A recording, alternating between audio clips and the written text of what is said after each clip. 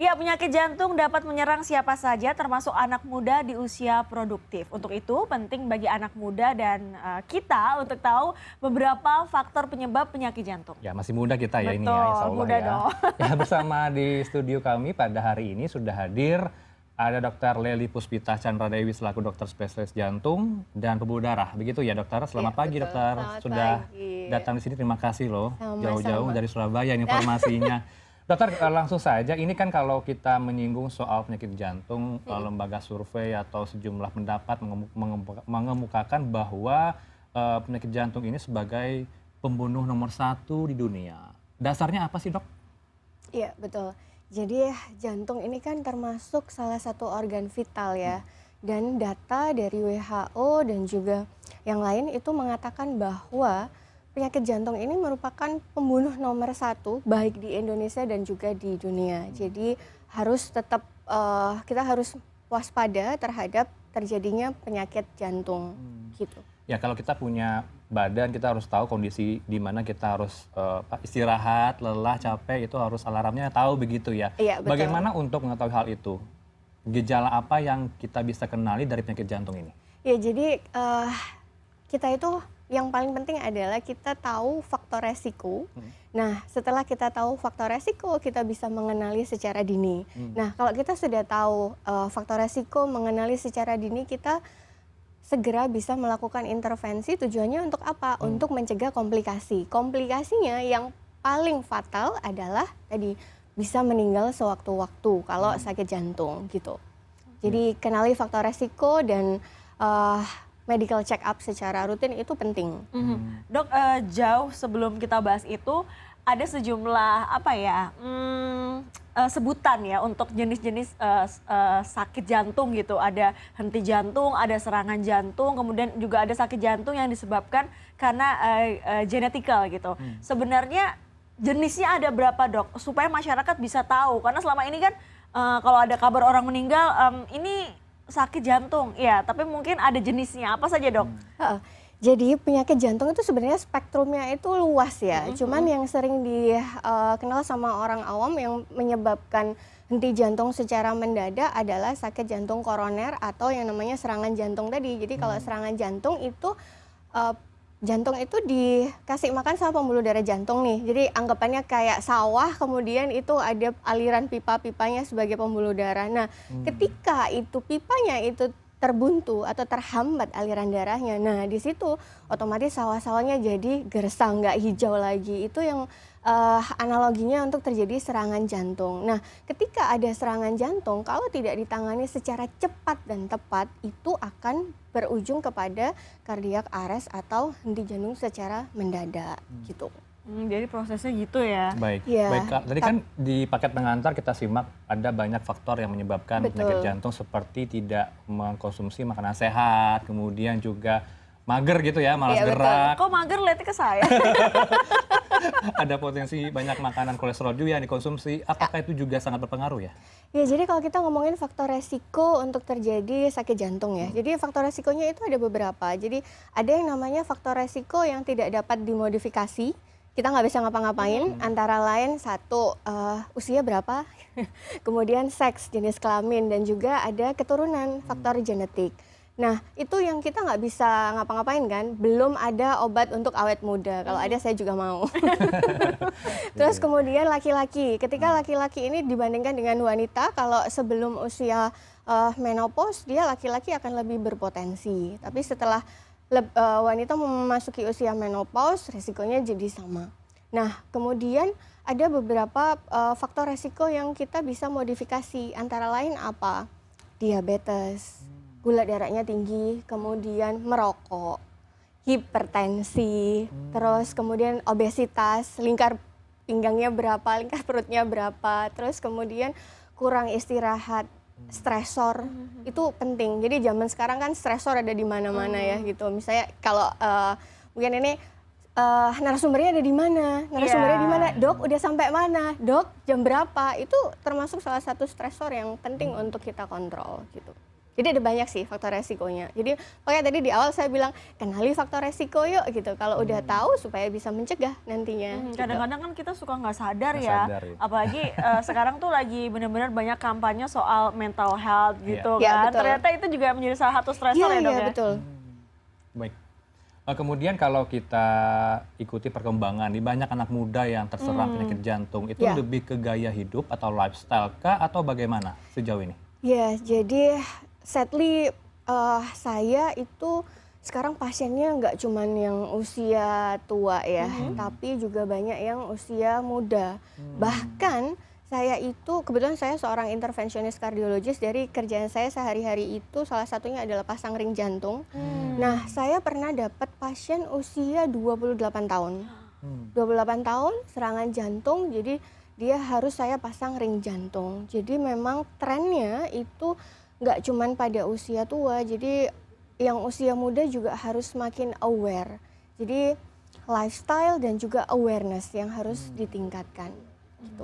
Lifestyle-nya itu dari mulai dilahirkan, kadang-kadang kan kita suka mengikuti gaya makan, kebiasaan makan, jam makan dari orang tua kita, atau ketika kita sudah dewasa tuh dok suka-suka jajan ya kan, jajan minum manis, Sembarangan kopi begitu ya. susu ya kan. Iya, jadi kalau kita ngomong sejak kapan nih dok gitu, kadang-kadang kalau kita kecil kita nggak bisa milih nih, Iya. kita mau makan apa, ya dikasihnya sama orang tua apa, jadi itu juga jadi menarik ketika orang tua itu berperan secara dini terhadap asupan makanan yang dipilihkan oleh anak-anaknya. Misalnya kadang-kadang kalau mau praktis cari makanan saset. Nah, Oke. padahal nih kalau kita ngelihat nih makanan saset itu kan ada ingredientsnya. Ketika kita perhatikan yang paling utama tuh komposisinya yang paling tinggi. Biasanya apa yang nomor satu? Gula. Nah itu nanti akan jadi problem ke depannya untuk si anak-anak gitu. Terus kalau yang udah seusia kita, seusia remaja tuh ya Kita ini berapa sih ya? remaja Remaja, gitu, ya, Gen Z bukan? remaja 1, remaja 2, remaja Iya. 3. Jadi mungkin kita kan bisa notice dan aware atas apa yang kita masukkan ke diri kita dan apa yang kita lakukan gitu. Jadi ya kita harus bisa mengatur asupan makanan yang nutrisi yang kita masukkan dan juga aktivitas fisik yang penting, olahraga. Baik, ini kan kalau kita ikuti perkembangan beberapa waktu lalu ya, ada salah satu suami dari selebriti, sebut saja Bunga Citra Lestari ya, itu kan henti jantung informasinya. Sudah melakukan gaya hidup sehat, tapi ada potensi untuk jantung tuh bagaimana ya ceritanya? Betul. Nah, jadi kembali lagi ke yang tadi saya bilang, faktor resikonya itu kan ada beberapa. Salah satunya termasuk pola hidup sehat yang kita bisa lakukan untuk mencegahnya. Tapi di luar itu, faktor resikonya tadi, ya itu tadi kalau misalnya dia ada faktor resiko yang tidak dapat dimodifikasi, usia, jenis kelamin, kemudian keturunan, itu hal-hal yang kita tidak bisa kontrol. Nah, salah satu upaya hidup sehat itu adalah salah satu yang kita bisa kontrol dan kendalikan dan lakukan gitu untuk mencegah terjadinya serangan jantung. Tadi kan Heranov bilang kan bahwa yang kemarin meninggal dunia karena anti jantung itu kan lari rutin, jaga makan, dan kita bisa lihat di sosial medianya. Tapi dok, saya juga menarik melihat gaya hidup anak-anak sekarang itu kan olahraga ya. Kalau kita lihat olahraga, makan bersih gitu, clean eating. Tapi ada saja yang juga menderita serangan jantung begitu. Sejauh mana setiap orang ini bisa melakukan aktivitas fisik yang sesuai dengan kapasitasnya. Kadang-kadang mereka suka kayak udah deg-degan tetap aja naik sepeda. Iya, gitu. betul. Betul Kayak dia banget. mungkin ya? Iya, itu kalau udah deg-degan udah dia berhenti Sering dulu, goes. takut. Sering goes gitu ya. Iya, Takut ketinggalan, akhirnya Iya, pengennya ngejar gitu memaksakan kan, diri, kompetitif Dok. jadinya ya. Jadi sebenarnya yang paling baik dilakukan adalah kita harus medical check up secara rutin. Dan medical check up sebaiknya dilakukan ya jangan nunggu ada gejala baru kita check up gitu. Jadi medical check up untuk kita tahu, termasuk tadi kapasitas fungsionalnya itu kita bisa lihat. Jadi kira-kira olahraga apa yang cocok dan aman. Nah jadi harus medical check up dulu. Salah satunya kalau medical check up jantung, selain dari pemeriksaan fisik untuk tahu ada hipertensi nggak nih, kemudian dari cek darahnya ada kelainan nggak, ada kolesterol nggak, dan yang lain-lain, itu ada namanya rekam jantung, treadmill test. Jadi kayak treadmill, tapi bukan kayak biasanya pasien-pasien tuh, dok saya udah biasa nih treadmill di rumah, kan sama aja dok. Bukan. Jadi treadmill test itu kayak treadmill tapi kayak sambil ditempelin elektroda, ya? iya sambil direkam jantung. Jadi pada waktu jantung itu diberi beban, lagi treadmill, kita bisa ngelihat ada perubahan nggak rekam jantungnya, ada perubahan nggak tensinya, hemodinamiknya, ada keluhan nggak. Jadi itu bisa untuk kita nanti meresepkan kira-kira apa sih olahraga yang tepat, sejauh apa, seaman apa gitu. Sejauh ini seaman apa olahraga yang disarankan oleh dokter jantung agar jantung tetap sehat? Karena kalau kita lihat publik banyak yang berasumsi ya bahwa kalau tidak jalan dalam 30 menit dalam satu kali seminggu itu tidak sehat jantungnya. Benar kan dok? Kayak gitu, Tidak dok? jalan, Iya, jadi harus jalan sekitar 30 menit dalam seminggu sekali itu sudah normal gitu. Jantung sehat katanya. pokok 30 menit aja jangan dong gitu. Jadi cuma di kasur doang. Kasar doang gitu ya. Jalan-jalan di mall gitu lagi ya, aduh Kan gitu. berkeringat. Kantong yang berkeringat, Kantong dompet yang ya. berkeringat. Jadi olahraga yang disarankan adalah 150 menit dalam 1 minggu atau 30 menit setiap dari 5 sampai 7 kali seminggu gitu. Jadi lebih banyak lebih baik gitu. Itu sih gitu. Jadi kalau misalnya jalan sekarang, kalau dulu kan harus 10.000 tuh dalam sehari. Sekarang 6.000 sampai 10.000 itu sudah cukup untuk menurunkan resiko terkena serangan jantung. Atau kalau misalnya yang belum bisa 6.000 ya dimulai sebisanya gitu, tapi harus bertahap ditingkatkan. Nah pertanyaannya, kalau misalnya ada orang yang nggak bisa lari atau misalnya kan ada beberapa pilihan olahraga, antara lain bersepeda, bisa berenang, kalau yang bisa berenang itu juga bagus. Nah cuman sebaiknya itu tadi kita medical check up dulu sebelum nanti kita tentukan olahraga yang aman itu seberapa.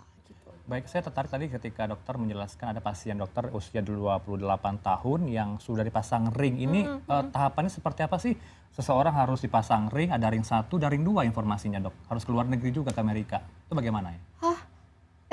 Ring 1, ring 2 itu apa ya? Ada ringnya sudah 2 gitu. Oh oke. Pertama ring 1 dipasang, kemudian lanjutkan ring 2. Jumlahnya maksudnya. Iya. Jadi gini ya, kayak tadi saya bilang, jadi jantung itu kan ada pembuluh darahnya namanya pembuluh darah koroner. Nah jadi pembuluh darah koroner itu fungsinya untuk kasih nutrisi. Nah ketika dia itu ada penyumbatan, di mana dia itu nanti kita ukur dan kita lihat lokasinya sumbatannya itu ada di mana gitu. Jadi ada 2 pembuluh darah, sebelah kiri sebelah kanan. Nah sebelah kiri itu nanti akan ada 2, kiri depan sama kiri samping. Nah nanti dilihat itu lokasinya ada di mana. Jadi kebutuhannya 1 atau 2 itu tergantung dari jenis penyumbatan dan juga lokasi dari lesinya itu di mana. Nah itu sesuai dengan kebutuhan. Kalau penyumbatannya itu cukup signifikan dan itu ada di beberapa lokasi dan juga misalnya di pangkal sebelah kiri gitu, itu juga nggak semua hal itu bisa kita pasang ring jantung. Jadi ada beberapa pertimbangan. Jadi ketika nanti itu, jadi kita harus diagnosis dulu ya untuk lakukan pemeriksaan penunjang beberapa, kemudian kita nanti akan menentukan ini kebutuhannya apa. Ada 1 nih, ya udah nggak ada signifikan, jadi normal-normal aja atau ringan gitu. Nah itu nggak perlu dipasang ring jantung gitu. Kemudian itu diobati aja dan kontrol faktor resiko. Kemudian ada yang penyumbatannya cocok untuk dilakukan penanganannya, ada pasang ring jantung, itu juga bisa. Terus kemudian yang ketiga, kita perlu konsultasi dengan dokter bedah atau bypass gitu. Jadi ada beberapa, dan nggak perlu ke Amerika, nggak perlu jauh-jauh. Nggak perlu ke Amerika. Nggak perlu jauh-jauh. Di Ada di Surabaya Indonesia ya? ada. Oh, di Surabaya Surabaya. ada begitu ya. Salah satunya saya gitu. Jadi banyak di Indonesia tuh, di sini ada pusat jantung nasional harapan kita juga. Itu kan jadi nggak perlu ke Amerika, kita sudah punya expertise yang cukup banyak dan layak. Gitu. Oke dok, sekarang itu kan tadi dokter udah menjelaskan mekanismenya jika didiagnosis dan kira-kira pasang ring jantung atau enggak, itu kan di rumah sakit. Dok, Betul. kalau misalnya ada orang yang berada di samping kita atau di lingkungan kita yang terkena gejala serangan jantung, apa hal pertama yang harus kita lakukan dok?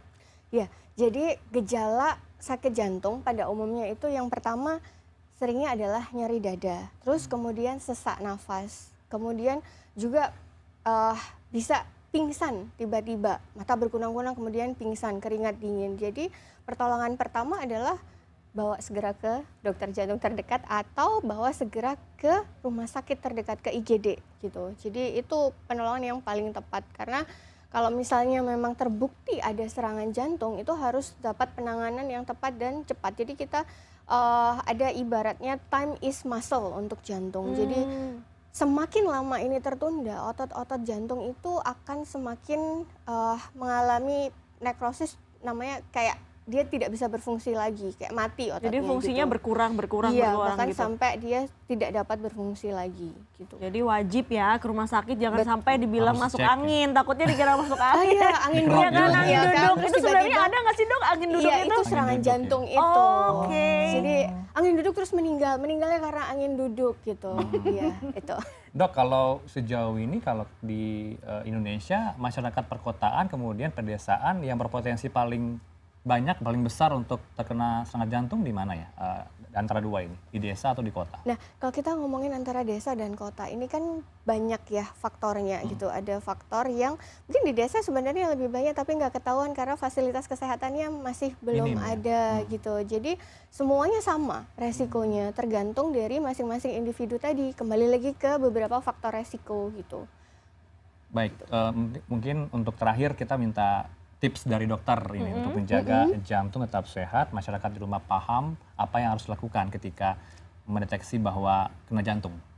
sakit Iya, jantung. jadi tipsnya adalah satu, lakukan pola hidup sehat, kemudian yang kedua, kenali faktor resiko secara dini, dan yang ketiga, lakukan medical check up secara berkala tanpa menunggu ada keluhan. Nah itu tuh penting tuh medical Gitu. check up nih kayaknya pertama ya dok ya. Iya, dan kalau misalnya ada keluhan yang dirasakan, itu ya segera konsultasi ke dokter. Kadang-kadang kan, aduh takut nih gitu, nanti ketahuan sakitnya apa. Justru kalau misalnya kita bisa evaluasi secara dini, deteksi secara dini, bagusnya adalah kita bisa mencegah komplikasi. Kayak darah tinggi nih, darah tinggi, ternyata tahu-tahu tensinya tinggi. Kalau misalnya tensinya ini dikontrol dengan obat-obatan, insya Allah bisa mencegah terjadinya komplikasi. Yang paling fatal biasanya kalau tensinya terlalu tinggi adalah stroke gitu kan. Kalau stroke iya, kemudian kalau udah kerja motoriknya terganggu itu kan susah gitu. Jadi lebih baik tahu secara awal gitu. Kalau deteksi dini untuk anak-anak seperti apa? Tips untuk anak-anak di rumah agar bisa terhindar dari penyakit jantung di dewasa nanti? Anak-anak. Jadi kalau anak-anak mulai dari pola hidup. Jadi makanannya tetap ya, pola hidup gimana sehat gitu. gitu ya. Dan iya, orang tua juga harus aware. Misalnya nih anaknya kalau misalnya pada waktu olahraga sakit, kalau pada waktu olahraga gampang lelah, kemudian muncul biru-biru. Nah itu Oke. harus segera konsul ke dokter Harus. jantung untuk dilakukan pemeriksaan USG jantung dan yang lain-lain. Baik, itu adalah pentingnya ya pemeriksaan kesehatan, dan tadi gejala-gejalanya sudah diceritakan oleh Dokter Lely, dan tentunya kita harus hati-hati apalagi di hari jantung ini tiap tahun ada loh. Artinya tiap tahun kita harus aware, apalagi jaga makan. Kayaknya saya tuh jaga makan sama nggak boleh malas gerak ya. Mas Gerak, Terima harus kasih semangat ya. Dokter Oke. Lely Puspita Chandra Dewi, dokter spesialis jantung dan pembuluh darah. Ya. Ini jauh-jauh dari Surabaya sudah datang ke CNN Indonesia. Terima kasih, Dengan sehat selalu senang dok. hati. Ya, Terima terima kasih, Dok. kasih. Sehat-sehat. Ya, dan dialog ini sekaligus menutup perjumpaan kita di CNN Indonesia Today. Saya Dea Kartika, Dan saya Heranov Alba, pamit, selalu sehat dan sampai jumpa.